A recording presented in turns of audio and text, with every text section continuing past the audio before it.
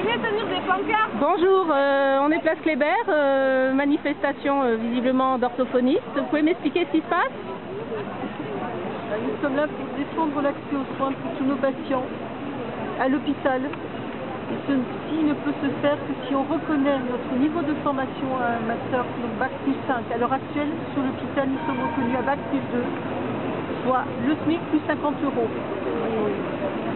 Donc, les orthophonistes hospitalières quittent l'hôpital, elles se barrent. Et nous sommes là pour que l'orthophonie reste à l'hôpital parce qu'elle est née à l'hôpital et qu'elle doit y rester. Et que pour que les patients soient pris en charge au départ, il faut qu'il y ait des orthophonistes à l'hôpital.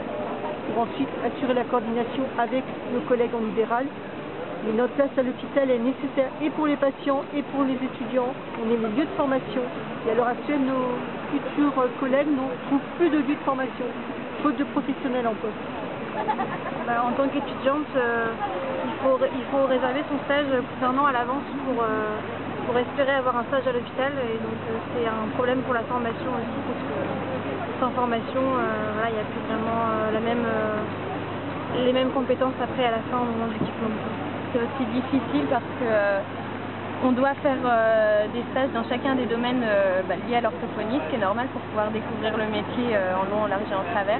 Donc on peut être amené à devoir aller dans des services où il n'y a pas d'orthophoniste et du coup ça complique vraiment notre formation, et pouvoir trouver la même chose en libéral, c'est pas forcément facile parce que en libéral les orthophonistes reçoivent en général des patients, une patientèle très variée.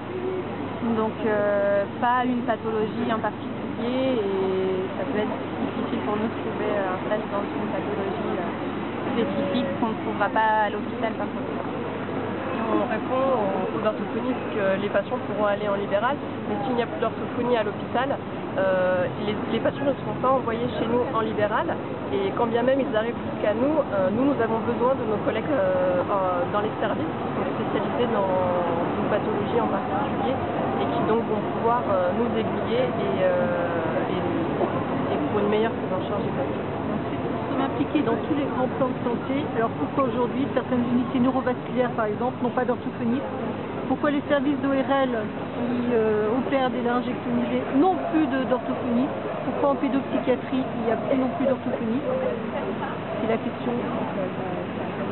On n'arrive pas à comprendre la logique de notre ministre, Mme Touraine, qui a reconnu l'année dernière l'urgence de notre situation et qui ne fait strictement rien si ce n'est nous proposer des primes uniquement pour des orthophonistes qui restent installés dans des zones sous-dotées, mais ne répond pas du tout à notre préoccupation. C'est reconnaître nos compétences et notre qualification à un niveau Bac plus 5.